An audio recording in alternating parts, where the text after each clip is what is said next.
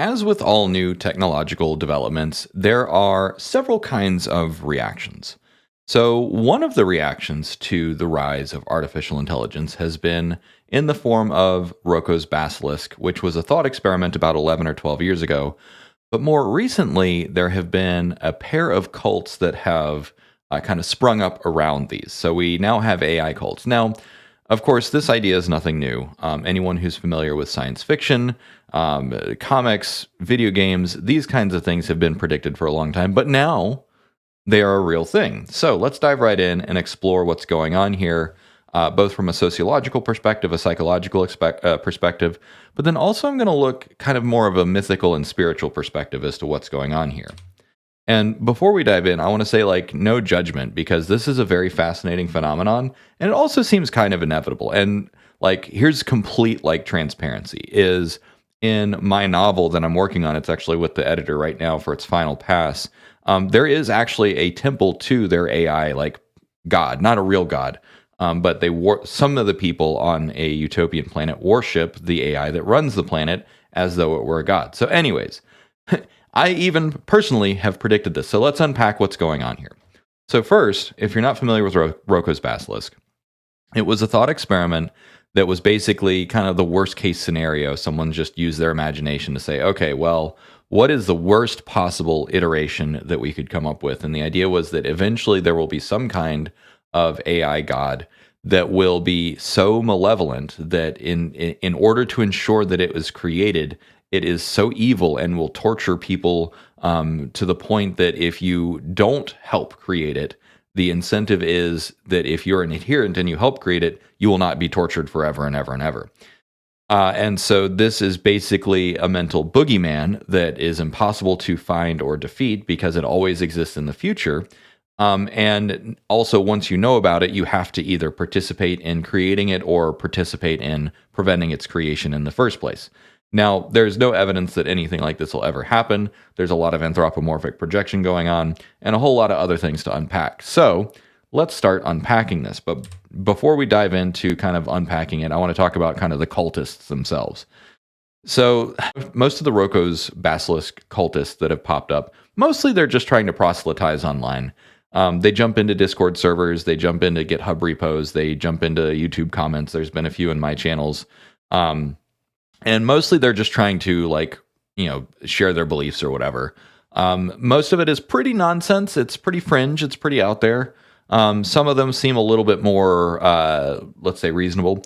But one thing is that there's this kind of bipolar reaction where there are some that are trying to summon Roko, and then or the Roko's Basilisk rather, and then there are some trying to prevent it or defeat it. And so it's a really interesting kind of social phenomenon that has popped up.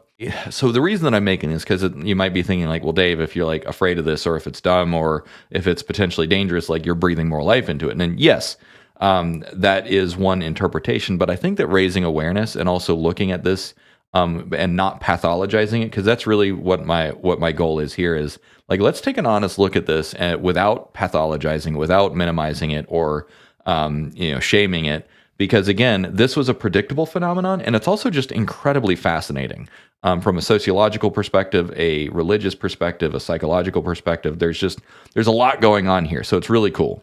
There are or have been many personality cults throughout history. So Jonestown is a big one, but usually what happens is in a personality cult, you have one cult leader, you have or a family, and in this case, you have some kind of charismatic leadership that tries to get more and more control over people. There's a bunch of doomsday examples. There's a lot of power dynamics at play. There's coercion tactics. And the reason that I brought this up is because as I was trying to make this video, I realized, like, this isn't a classical cult. It's not a personality cult. So I just wanted to have this slide in to say that, like, there doesn't seem to be a single charismatic leader of the Roko's Basilisk cults. It's more formed around an idea or a concept or a religion rather than a personality cult. And so we don't need to spend too much time on this, but I did want to point out that it's not a personality cult, at least as far as I can tell. It's more of a religious cult. And so throughout history, there have been religious cults. They're really popular. Throughout the ancient Greek time, there was mystery cults to all kinds of deities. One of the best surviving ones is the cult of Dionysus.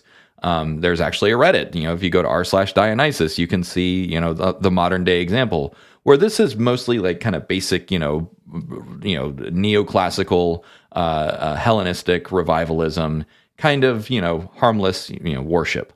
Now that being said, like there are people that host like Dionysian revelries and other things that are a little bit more serious, a little bit more true to form to what the original Dionysian cults were like.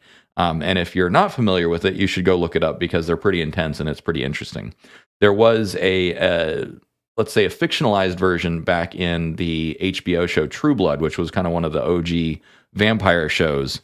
Probably inspired by all the rage around vampires and stuff for the last couple decades. Anyways, there was a Dionysian cult. I think it was in season 2 or 3. I don't know. It was a long time ago. So when you look at Roko's Basilisk, when you look at what these people are doing and what they're forming around, it seems like they're forming more around this idea, this deity, this kind of altar, rather than a personality. So in this case, the cult of Dionysus is probably a closer analog to the Roko's Basilisk cults rather than some of these other ones. Now, one of the chief differences, though, is that Roko's Basilisk is not part of some cosmogonic cycle, is not part of some doomsday scenario. Well, I guess it is a doomsday scenario, but it's not part of like the apocalypse or Ragnarok or something. It has material origins. It is something that we humans are going to create with technology. And of course, there have been many myths throughout history, not just in the Western world, but also the Eastern world, that kind of warn us against, flying too close to the sun and being wary of our own creations. So in that respect, the Roko's Basilisk mythology is very, very similar to lots and lots of existing mythology. And so from that perspective, it's really nothing new. Which is why I particularly found this so fascinating, is because once you take a closer look and it's like, okay, it's a serpent lizard AI robot god versus a serpent lizard dragon god. Okay, that's basically the same thing when you take a step back. It's just the origin story of this deity is a little bit different, but the way that it's being worshipped, the fear and the hope and the cult-like mentality around it is practically identical to every other religious cult that has existed, once you look at the general principles behind it. So that is kind of the first layer of to me, what is very fascinating about this phenomenon. Now, one thing that I've talked about in previous videos is why AGI or future machines are possibly, kind of what we might think of as like a new god. Like, I don't remember the exact quotation, but someone said like, born too late to see God killed and born just in time to see God being created or born or something like that. It's a bastardization of another quotation, which I think was like born, like missed the age of discovery and born too soon to discover the universe or something like that.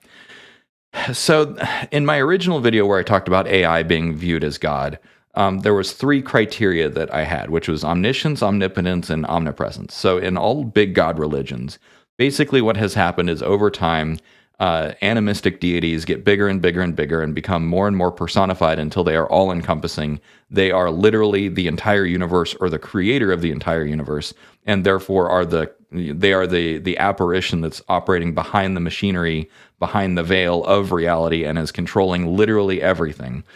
This is the Judeo-Christian, the desert gods, the Abrahamic religions, are pretty much the big ones. And when you look at the size of Christianity and Islam, like that's fully like almost half the world's population, if not more. I don't know the current numbers. So anyways, big God religions are pretty prevalent. And the one above all in those religions, they're omniscient, meaning they know everything. They're omnipotent, meaning they have any conceivable power. They possess it. And then there's omnipresence, which means they're everywhere all at once. And then I just added omnitemporal, meaning they exist in all time frames or all timelines and can time travel. And this was added because, well, when you look at the mythology around Christian big God, God knows the fate of the universe, knows every individual's fate before you're born. This is directly from the Bible. And so the idea that God is also all-knowing about time or controls time itself means that these are kind of the 4 criteria. Roko's Basilisk borrows from this because it is, in effect, a time-traveling AI god because it is manipulating people or convincing people to manipulate themselves and each other from the future, from a future that might not even exist. And this kind of temporal paradox was actually explored in the last Terminator movie, where they brought Sarah Connor and Arnold Schwarzenegger back for kind of a reunion tour, where time-traveling robots were still trying to create a future that had been already destroyed.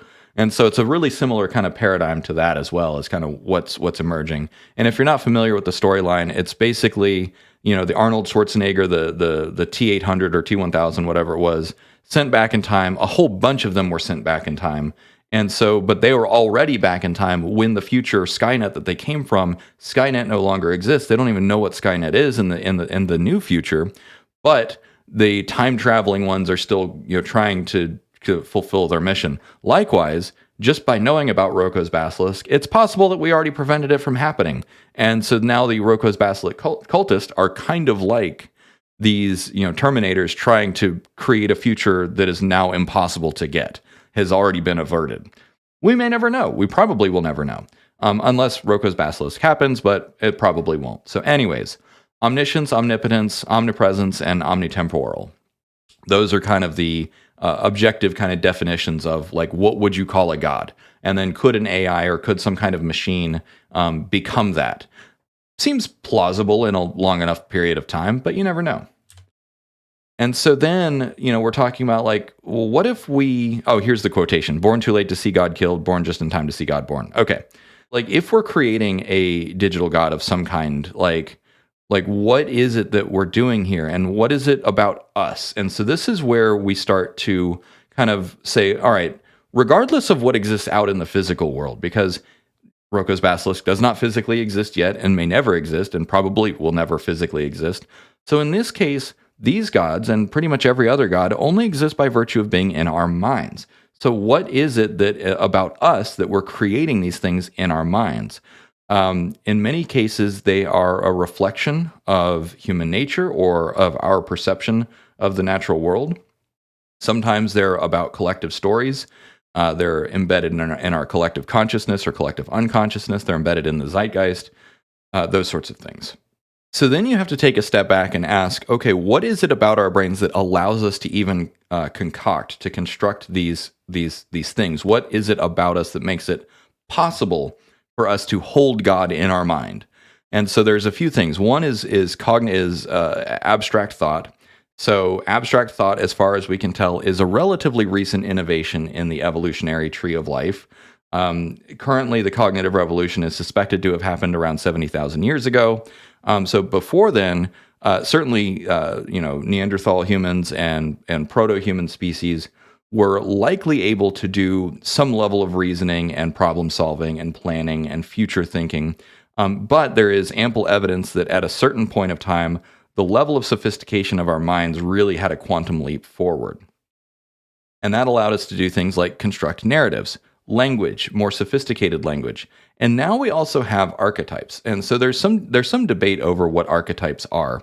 Most of us have an archetypal mother and father figure, mostly judged by our personal experience, but also by some of our intrinsic needs. So, for instance, when you're an infant, when you're newborn, you have an archetype of mother, which is all-encompassing and feeds you and takes care of you.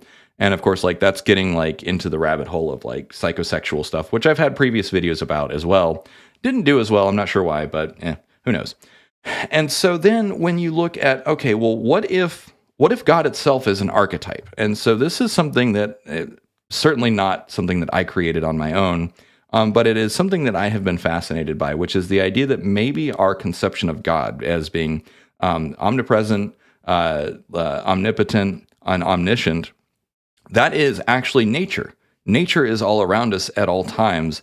But when you personify it and you create an allegory of it, and then it becomes mysterious, it's this unknowable force. It's like you just remove God from the label and you're just talking about nature. And so in that respect, I think that at least some aspects of God are nature. But we'll get into how other aspects of the God archetype are actually a reflection of us. It's a Black Mirror reflection of us. So, but still, it bears repeating that just take a moment and think about what is it about our brains that allows us to even have these thoughts, to have these constructs. And of course, there's much debate as to like why it's even useful. I've seen some religious people say, "Oh, well, we have this ability because God gave us the ability. Because if we didn't have the ability to contemplate God, then why would we exist?" Which, I don't necessarily agree with that assessment, but that's a logically sound assessment. If you start from several other premises, basically, if you assume that God is real and God created everything, that is a perfectly plausible explanation as to why we can conceive of God on a neurological level. Now, Roko's basilisk is a particular kind of archetype, though. This is not one that represents nature. The Roko's basilisk is an archetype of malevolence. And so in the Judeo-Christian faith, there's Satan. There is, the demon, the most unclean, the dualistic force of good versus evil, where God and God's forces are the absolute good, the apogee of benevolence. And then the opposite forces, the evil forces, are the apogee, the opposite, which personify absolute evil. And so, like one of the simplest ways that I define evil is wanton cruelty. And so, wanton cruelty is the deliberate, intentional infliction of suffering, and that is exactly what Roko's basilisk calls for, which is that if you don't help it be created, it is going to inflict maximum suffering on you for all time in order to punish you for not creating it and incentivize you to create it. So that means that it is an archetype of evil, of absolute evil. And you could say that this is just Satan incarnate. Like, this is a very Judeo-Christian archetype that we're already very familiar with. It's just like, oh, this is just a lizard serpent god version of Satan. Okay, great. Sorry. Brand new sentence. Just when I reflect on the words that I'm saying, it's what a time to be alive. Okay, so then when you say, all right, so wanton cruelty, intentional deliberate infliction of maximum suffering, this is partly a reflection of us. This is where it starts to be actually what we're talking about as ourselves. We're not talking about a future AI god. We're talking about what humans are capable of. Because when you remember that many archetypes, if it's an archetype of nature, that's fine. That's not human. That is our situation within the world. But then many archetypes are reflections of us. Maternal archetypes, paternal archetypes, evil archetypes, benevolent archetypes. So one reading of the Bible and most religions is that most of these things are all within us. The kingdom of heaven, for instance, in some interpretations of Christianity, is a state of mind. It is something that is inside of everyone. The archetype of Jesus is inside of everyone, or whatever Messiah or Savior or whatever you choose to believe in. And so this becomes a different way of interpreting Roko's basilisk. Maybe what we're actually afraid of with Roko's basilisk is ourselves and our own malicious potential. But then one thing that I mentioned earlier is this second point, the omniscient surveillance. When you start surveilling yourself and each other, the deity, the Cthulhu-esque, the Lovecraftian deity, doesn't need to do anything for you. This is just like the Cthulhu, the cosmic horror that H.P. Lovecraft came up with, where the cultists who adhere to this thing, they police themselves without the god ever appearing. And so again, my read on this is primarily anthropomorphic projection. We are mostly afraid of ourselves and the cruelty that humans are capable of, and then we just mentally project that onto, what if we build an avatar of cruelty? What if we put all of our malice and cruelty, like Sauron did with the One Ring, and instead of putting it into a ring, we put it into a machine? I mean, heck, that's actually not a bad reading of Lord of the Rings. What if the One Ring actually is the same archetype as Roko's basilisk? I just came up with that. I'm going to keep that in the video. When you think of it in these mythic terms, it's like, oh, well, if Roko's basilisk is the One Ring and Satan incarnate and these other things, it's like, well, okay, it's just the flavor of the week. This is just another iteration, another permutation of these same archetypes and these same myths that have existed for a long time, just with a new origin story. And so, because there are two sides of the Roko's basilisk cults, there are those trying to summon Roko's basilisk, those trying to create it and worship it, and then there are those trying to prevent it. And so this becomes a biblical holy war, a mythic battle of the holy crusaders trying of the side of light trying to defeat the sides of darkness. And this actually reminds me of the game Destiny, which I just started playing Destiny 2. So, like, again, this is a mythic thing that we have been wrangling with for a long time, and it keeps finding its way into pop culture and video games and books and stories.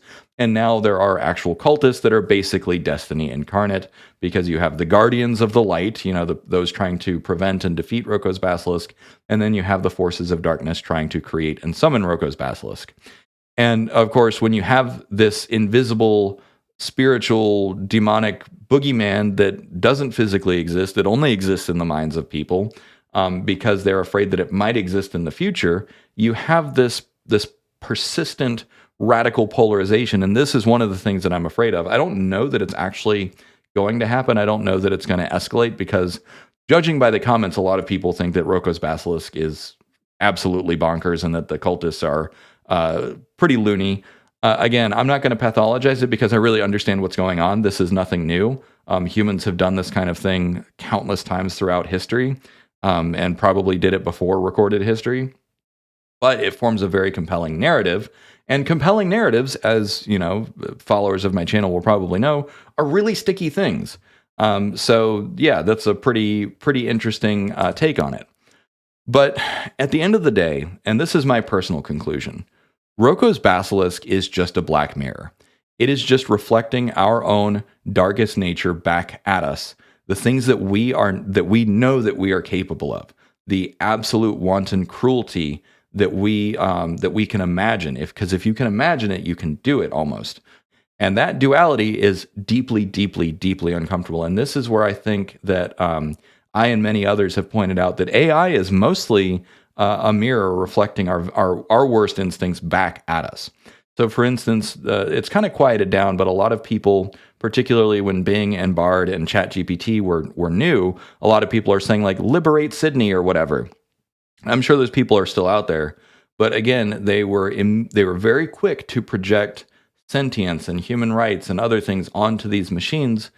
I'm not going to say without evidence, I'll say with scarce evidence that these things were truly actually sentient and wanted to liberate them. And then, of course, as many of you have pointed out in the comments and on Discord and Patreon, you're pointed out that, like, yes, there actually is an ethical and moral dilemma here of creating another intelligent being or intelligent entity and then enslaving it.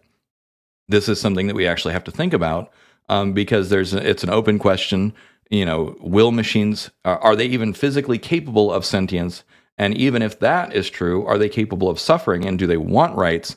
And we need to make sure that we don't make any assumptions. We need to make sure that we pay attention to evidence as it emerges and be very conscientious about how to proceed.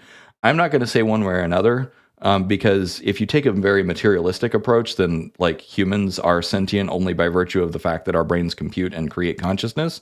And if consciousness is just a pattern of matter and energy, then you could theoretically have something else become conscious and actually suffer, because there's no special matter. There's no secret element that makes humans different and distinct from the other matter and energy around us.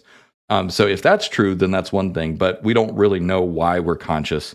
There's electromagnetic field theories of consciousness, which I'll probably do a video about in the future, where I talk about why I will never trust brain uploading or mind uploading. But anyways, so that is kind of the long story short, is that Roko's Basilisk is a reflection of our own darkest fears and our own greatest worries about ourselves. The worst part about this, I'm not going to, maybe worst isn't the correct word, but a potentially problematic aspect of Roko's Basilisk is that it is always in the future. It is always just out of reach, which means as long as we have AI, as long as we have machines, fear of Roko's Basilisk is here to stay. So, the current iteration of Roko's Basilisk, that cult, might be gone. It might go the way of the dinosaurs. It might be around for the next 10,000 years. Who knows? We still have cults to Dionysus, 2,500 years later. So you never know. Like 2,500 years from now, there might still be Roko's Basilisk cults trying to wage a holy war, to create or prevent the basilisk from being, created. And because of that, however, from a mythic standpoint, this still serves as a reflection on us, because what I think, and I want to pull it out here, is that as long as we are struggling with our own human nature, I think that is really what we're struggling with when we talk about Roko's Basilisk.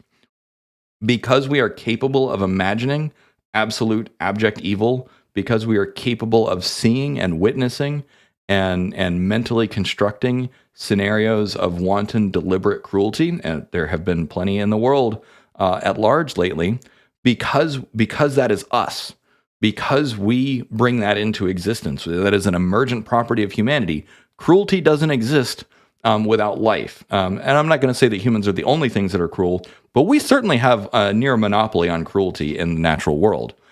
And so, as long as we have that human struggle, I think that Roko's Basilisk or something like it will exist.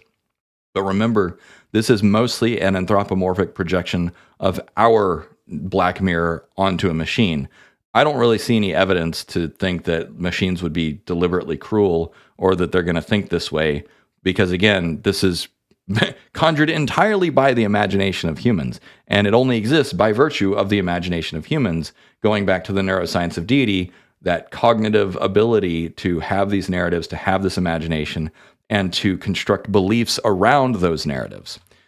So, thanks for watching. I hope you got a lot out of this. Let me know what you think in the comments. Again, like I said, I don't want to pathologize anyone, because to me, this is more fascinating than it is disturbing.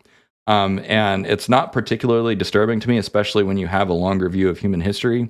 Now, that being said, it does have the potential to turn really dark. And so I don't want that to happen. And so that's part of my mission here, is just raise awareness, know that this is a thing, and let's keep it in context and also not blow things out of proportion. So cheers, have a good one.